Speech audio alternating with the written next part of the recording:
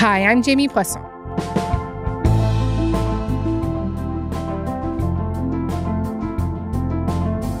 The election of a new U.S. president reverberates across every corner of the world, but none of America's partners are as intertwined economically and culturally as Canada and the United States. Canada looks forward to working in close partnership with our American friends and neighbors. I also want to say, I know that a lot of Canadians are anxious. And I want to say, with utter sincerity and conviction to Canadians, that Canada will be absolutely fine.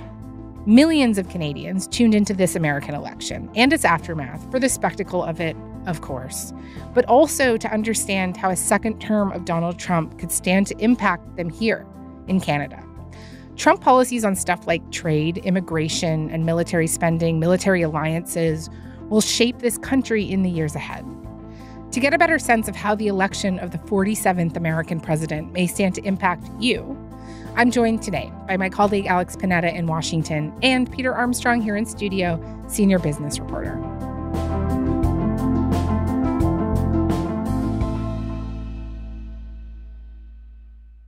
Alex, Peter, thank you so much for being here today. Good to be here. Hi to you both. It is great to have you. Let us talk about what a second Trump administration could mean for Canadians. And I want to do the economy first because this could have a real material impact on people's day-to-day lives. And Peter, I will keep you hostage here with me through this. Then I know you have to go. And then we're going to continue on with Alex to dig more into the political stuff. But Peter, we have, of course, heard Donald Trump and people around him rail against free trade, which they argue essentially takes away American jobs, making stuff because that stuff is made elsewhere and then shipped in. And so one way to address this is by slapping tariffs on those imported goods. And we dealt with a Trump administration that was very much about this in 2016. And how did it affect Canadians last time around? I mean, it is remarkable when you think about it, Jamie, how much time dulls the memory. That Yes. You think back to those early days of the first Trump presidency, they were bananas. Yeah, it's like we were talking about aluminum, right? Yeah. Well, it grew to aluminum. It started, part of the problem and part of the really interesting change in dynamic between this time and that time is everything was a surprise. Nothing had any form to it. Nobody had any idea if Donald Trump, A, knew what he was talking about, B, was being serious, C, would follow through on any of this, or if it was just a threat. This time we do know all of that. So going back to 2016, there was a sort of universal agreement heading into that among the political class, for lack of a better word, that NAFTA was a net good. Everything was, you don't want to blow up NAFTA. And then in comes Trump saying, NAFTA's been a disaster. We've got to get rid of this. And it was just ripples of fear that tore through the economy on both sides of the border. All of a sudden, there's tariffs and there's countermeasures, retaliatory tariffs.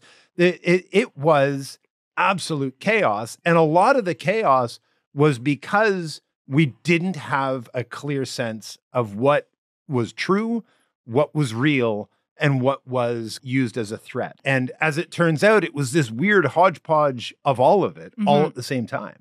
And Alex, let me bring you in here. You covered these crazy NAFTA negotiations last time around, and just give us a little bit of a reminder here of what actually ended up happening.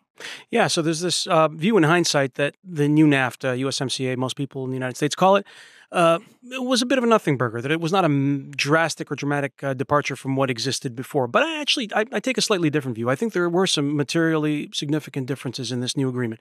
And I think there are two major changes, and both of them point to the same U.S. objective. Change number one, automobile parts. I just noticed behind me John Deere tractors. I know a lot about John Deere. I love the company. But as you know, they've announced a few days ago that they're going to move a lot of their manufacturing business to Mexico. I'm just notifying John Deere right now.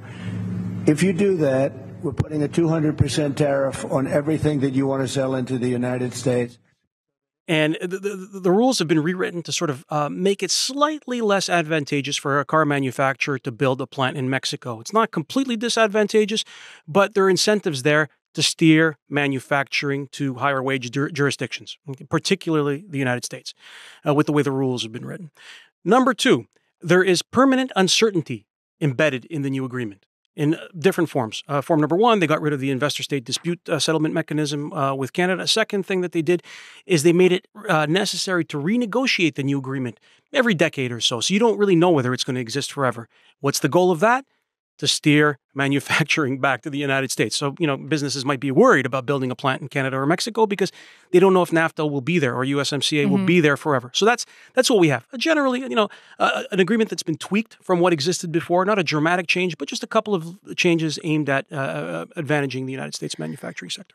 It is worth noting that, for all of the hand-wringing and angst that went into what the new NAFTA, USMCA, CUSMA was going to look like, since 2019, when it was re-signed, trade between Canada, US, and Mexico is up $1.5 trillion Canadian, nearly 30% higher than 2019 levels. So it in a lot of ways, it did the things that Alex raises the American administration wanted it to do, but it has, from a trade perspective, largely been a success, the renegotiation. And so let me just put a point on that.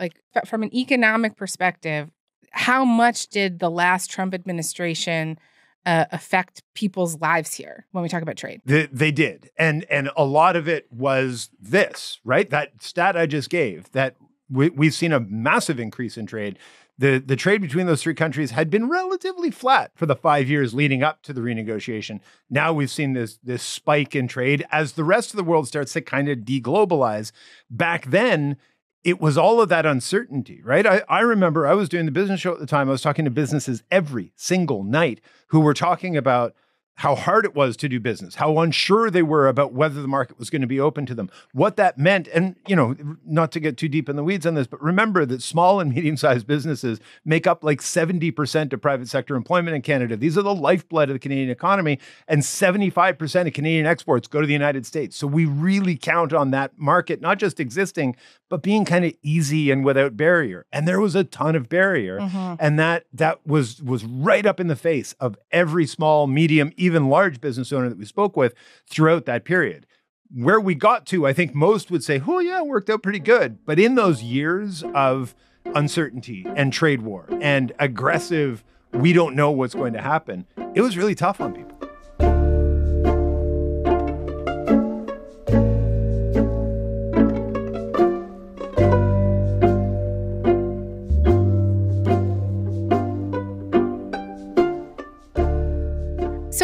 Then why do I hear people concerned about what could happen now? Seems like this turned out okay for us, no? Well, so let's compare 2016 to 2024, because they are different. Back then, we didn't know what was real. Now we do know. It's not bluster. He does mean it. This time, he's not just going after specific provisions within the new North American Free Trade Agreement. He's talking about a 10 to as high as 20% tariff on all goods coming into the United States from all places. That is a dramatic uptick in what we're talking about in terms of protectionism. The higher the tariff, the more likely it is that the company will come into the United States and build a factory in the United States so it doesn't have to pay the tariff. That will take many, that will take many years. In fact, I'll tell you, there's another theory is that the tariff, you make it so high, so horrible, so obnoxious that they'll come right away. But really, so there's two ways of looking at a tariff. You can do it as a money-making instrument, or you can do it as something to get the companies. Now, if you want the companies to come in, the tariff has to be a lot higher than 10%. Those tariffs are much higher when we talk about China. The 10 to 20% is like for Canada, for Mexico, for Europe, to try to get goods into the United States. And it's across the board. So, for example, yesterday, I was speaking with the Grain Growers Association, who mostly made it through the first term of President Trump without much trouble. They've had problems with their export market to China, but for the most part, their biggest market has been the United States, and that's gone swimmingly. Now, all of a sudden, if we're talking about a 10% increase in tariff for them, That's a huge deal. They do $9.5 billion of business in the United States every year. That's a lot of money. It's a lot of business, and there's a lot of concern. So you all of a sudden have all of these new industries that are facing these new potential obstacles about how to get their product to their biggest market. And just take this down the line for me. A 10 to 20% tariff on all imports to the United States, so everything that we export to the United States. How does that affect me?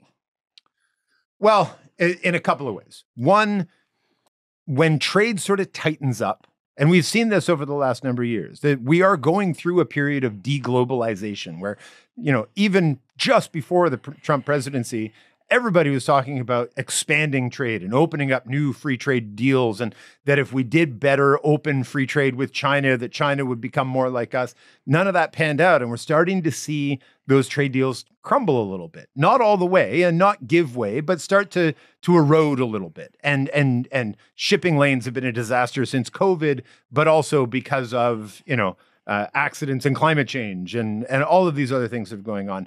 And that does make the stuff you buy more expensive. When shipping rates go up due to uncertainty, that makes things more expensive for you. When we talk about the Americans imposing tariffs on Canadian products, there's always going to be retaliatory measures. The Canadian counter tariffs are also taking effect. $16.6 billion worth. We know there's a 25% tariff on steel, on U.S. steel, 10% on aluminum, and also 10% on some consumer goods. So what kind of goods are we talking about here? There's a huge long list of consumer goods, including pizza, including chocolate, and including bourbon and whiskey.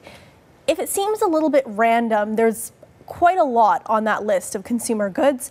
It's not. The reason that they're targeting these specific products is to exert maximum political pressure on the Trump administration. So let's go through those examples. I've heard economists talk about how this tariff plan could create a global recession, and just explain that to me. So it could. And what we've seen over the last 5 years is how all of these little exogenous shocks, and sometimes big exogenous shocks, can just sort of nudge the economy in a direction that it's already headed. The Canadian economy is already really struggling, stuck right around 0%. The American economy is one of the only economies in the developed world that's really sort of booming right now. Everybody's struggling with growth. And if you add barriers to where you can grow your economy, and you're putting up obstacles for how trade can flow more freely, you're going to slow things down a little bit further. And we're right at that point, Jamie, where it's so easy. It doesn't take much to nudge where we are as a global economy from kind of middling, stuck in the mud, but not all the way into a recession. It doesn't take much to nudge that into something darker and deeper. And again, with the uncertainty, if you don't know, it's really hard to plan. And if you can't plan, you're not going to invest. And if you're not going to invest, that's not going to help grow the economy. It can become this self-fulfilling cycle that can be really dangerous and really devastating.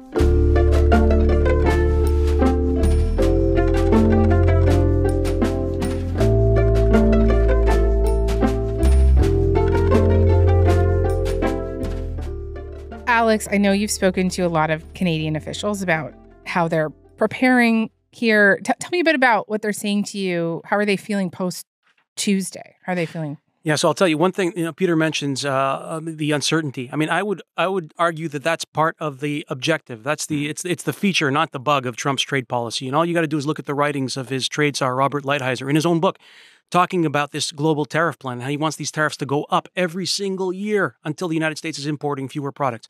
So that could have a devastating effect on the Canadian economy. And there's this wide range of estimates on what it means. Depending on how these tariffs are designed, it could be anything from one estimate I saw from a think tank in Washington, a 0.4% hit to Canada's economy. I mean, that would hurt, but it's not the end of the world. But I've seen that go all the way up to 5%. We're getting into depression territory, right? And that depends on how these tariffs are designed, which brings me back to the Canadians. Over the last several months, Canadian officials have tried very hard to find out what Trump has in mind. And they've spoken with a bunch of his former officials at the U.S. Trade Representative's office, to people at the U.S. Treasury Department under Trump, and people who are probably going to go back into government now that he's been reelected. And they've been looking for some clarity, for some certainty on what it would mean. Would Canada get an exemption to these tariff policies? And what I'm told is they have not been given the slightest bit of reassurance at all. And what I suspect is going to happen is Trump's going to announce tariffs on everybody and everything. I mean, this is, to me, the leading scenario. He announces tariffs on everybody and everything.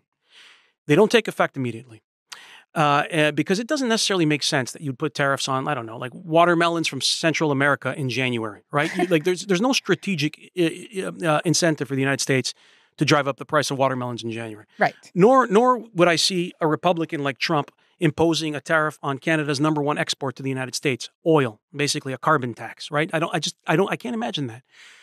But so then what would happen then is he would use the threat of tariffs. Basically, it would be like a set of brass knuckles he'd have on constantly to negotiate to browbeat countries, including Canada, into making certain changes in the way we trade. And the United States has a laundry list of asks of Canada, and this will give them some leverage. So that's what I suspect could happen.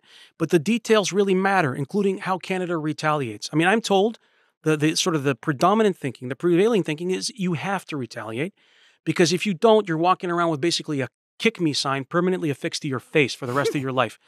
But of course, any economist would tell you that it'll make things worse. You're getting into a fight with the biggest kid in the schoolyard. You're better off just avoiding that kid. And you don't know what he's going to do. Exactly. Yeah. Every time I hear stories like this, I keep going back to that John Mulaney comedy stand-up bit he does where he's like, there's a horse. It's loose in the hospital. You don't know what the horse is going to do next. This guy being the president, it's like there's a horse loose in a hospital. I think eventually everything's going to be okay, but I have no idea what's going to happen next.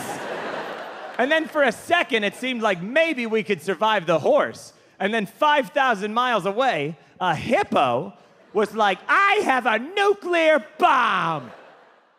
Anyways, I digress. So yeah, and the point being, when I say that there are a bunch of unknowns and we don't know whether this would hit us with a 0.5-point contraction to our economy up to a 5-point contraction, it depends on how vast the tariffs are, how quickly they go into effect, do they touch everybody and everything, and whether we retaliate and how they respond to our retaliation. So a lot of unknowns. Okay, well, you guys are kind of freaking me out now, but Peter, let me do another one with you. On Tuesday, very early in the morning, Keith Bogue, who I know you know, talked to me about a worry that a lot of people have that a Trump administration will work to weaken the U.S. dollar and that this could be a real problem for Canada. And just explain literally what all of that means to me. I let me go back to the issue when we're trying to figure out what did Trump really want around tariffs. And I used to always say to people, I don't think Donald Trump understands how tariffs work. And I know that sounds crazy, but he talks about them in ways that make you think he doesn't. And I raised that with Flavio Volpe, who you've spoken with before from the Automotive Parts Manufacturers Association. And he said it doesn't matter. I'm getting to your point on currency. It all ties back, I promise. We're going to loop back. His point on tariffs was, I don't think he got it on who pays the tariff, but I don't think he cared. He knew that by making the threat, we'd come to the table with some concessions, and that was the important piece. And I think on currencies, there's a similar sort of philosophical thinking that in Trump's mind, at least, it feels like currency is used as a proxy for the economy, and something's got to win and something's got to lose. And if the American dollar is better than the Canadian dollar, it means the American economy is better than the Canadian economy, and bully to you, and aren't we better? And same thing with the euro and the pound and the peso and everything else. That misses a ton of nuance. And it means that American exporters, Canadians, might not buy as much of their stuff because all of a sudden it's too expensive. And that would be bad for American businesses, but it loses the nuance on that. And I come back to what Flavio said about tariffs. He doesn't care. It doesn't matter that he doesn't see that nuance. He sees it as a bargaining chip. He sees it as a point that he can use leverage to try to force something. And we come back to what Alex has been saying of they have this whole laundry list of things they want to get done. And in talking with the industry associations and the businesses and all the people that I've been talking to in the lead up to this election and in the wake of it, the question about that laundry list becomes really important. They're saying they know the Americans have a laundry list of things they got to get done. So what is the Canadian response? What is our laundry list? What is our laundry list of things that we're willing to make some concessions on? And what are the things we're going to ask for in return? That's the stuff that's got to become really clear and will all of a sudden get very pointed and focused. All right, Alex, we are going to take a break. And then I want to hit some more political stuff with you. Peter, I know you have to go. Thank you so much. Thank you for having me. It's always great to talk to you. Nice to talk to you, Alex. It is always a pleasure to have you explain the economy to me. Thank you. Thank you. You bet.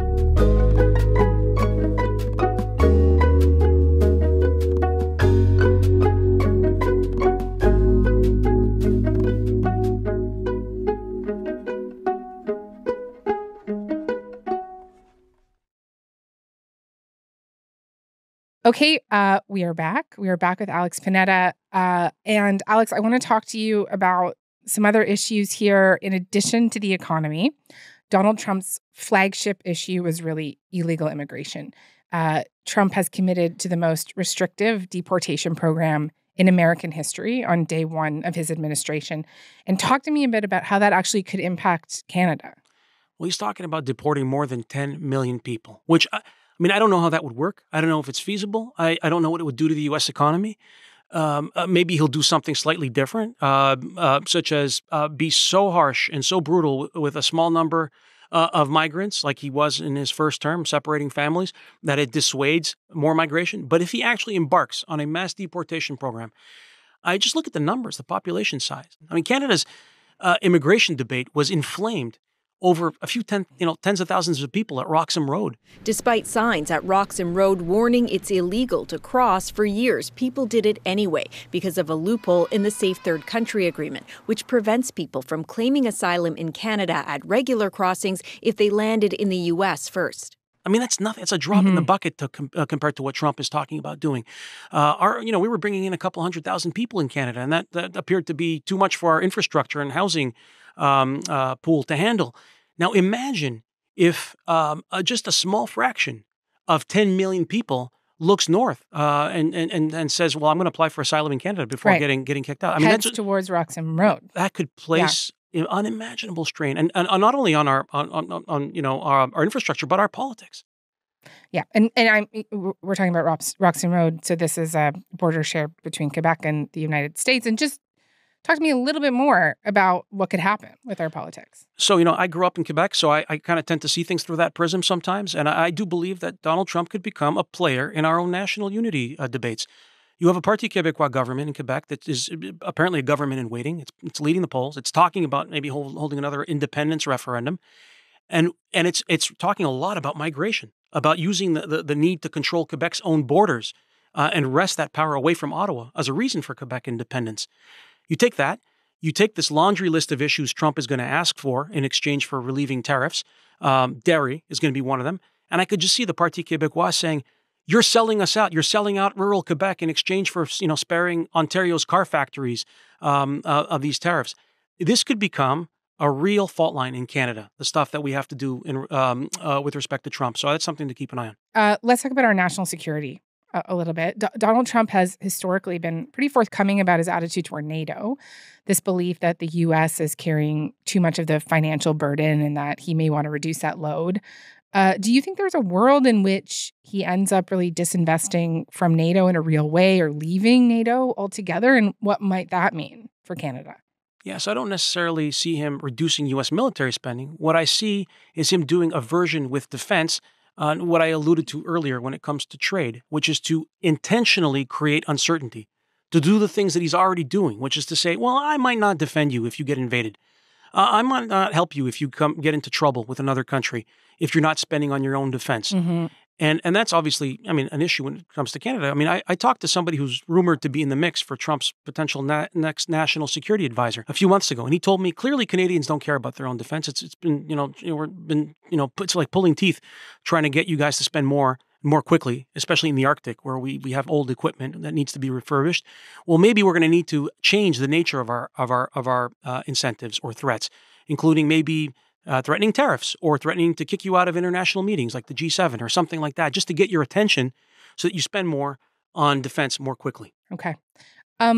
He is inheriting the most complicated geopolitical situation that we have seen in decades. There are wars in the Middle East and Ukraine. He said he's going to end them, Trump. I want to ask you about Ukraine specifically. Many people believe that Trump will pull U.S. funding to Ukraine for the war and try to force a negotiated settlement with Russia. There is a lot of criticism of what people believe is a way too close and, frankly, an admiration of Putin from Trump. Canada has a very large Ukrainian population and obviously our own positions on the war. And how tricky could this get? I think you're going to see a mad scramble over the next couple of months to get Ukraine whatever weapons and funding, not only in the United States, but internationally, that people can transfer over so that to at least give it some semblance of leverage over the next few months as hopefully this war comes to a negotiated close. But it's going to be tough. Ukraine has lost an important ally in the United States. I don't think Trump will, completely throw it to the dogs. But I don't see him fighting very hard to get an equitable settlement out of this conflict. So yes, for all the stress we might be feeling in Canada over the next few months with respect to the economy and migration and defense, it's not even a drop in the bucket of what Ukraine must be going through right now. Let's end this conversation by talking about how what happened Tuesday night might apply to our own political situation here, what we might be able to glean from it, I guess. So much of this election came down to voters rejecting an incumbent government that they were frustrated and angry with. Incumbents in every one of 10 major countries that held national elections this year were disavowed in some way by voters. I'm thinking of Macron in France, Sunak in the UK, Japan's Liberal Democrats, in addition to others. And in some ways, I feel like this could be read as an extremely bad omen for Trudeau's Liberals. You could mount that argument. And what do you think about that? I think you're absolutely right. I mean, today I was actually going and checking out Google Trends, and I found that there was this surge in searches on election night for an old quote from the 1992 U.S. election. It's the economy, stupid. And there's a reason there was a surge in searches, because maybe it is the economy, stupid. And we are living in an era of the repudiation of incumbents, and which is known to happen in times of inflation. Even though it's getting better, things have improved. Inflation's down, interest rates are going down, but clearly that has not persuaded a large number of Americans that they were not necessarily better off under the current administration, and that's and that's that. And yet, though, you hear a lot of political minds here saying that the Trudeau government should call an election now, that this is like their window. And what is that argument? Do you think it's a good one? Yes, the argument is that the Liberals are in severe trouble, and what they face is not, unicorns and rainbows or defeat. What they face is either a defeat on the scale of what happened to John Turner in 1984 or what happened to Michael Ignatieff in 2011, which is a potential extinction level event for the party, versus, you lose a normal election like Paul Martin did in 2006. And the argument goes that they maximize their chances of having that least painful outcome, or maybe even winning, who knows, if they create the most favorable possible ballot box question. So what does that ballot box question look like? Well, maybe it looks like Justin Trudeau crossing the road or wherever he lives nowadays. I haven't been in Ottawa for a while, to go see the Governor General and say, I'm dissolving Parliament and I'm asking Canadians for a mandate to negotiate with Donald Trump. And so what does that do? Well, it connects the election to this issue that you said he got pretty high marks from Canadians on. It also makes Donald Trump a figure in Canada's election. And the name of a game in an election is to unify your side and divide the opposition. And it just so happens that Donald Trump is an issue that divides conservatives in Canada, right? There are a lot of conservatives who hate him in Canada and a lot who love him, and they feel passionately. And it splits that sort of Conservative Party versus People's Party of Canada fissure. And if you're Trudeau, you got to think maybe it's kind of tempting over the next few weeks before Trump is president, because you don't want to necessarily be doing this when he actually has the levers of power, but in the sort of the silly season before he takes office, and say, well, I'm going to sort of try to force an election on this issue that gives me at least a fighting chance. Alex, thank you. Such a pleasure, as always, to have you. We'll talk to you soon. Great to be here.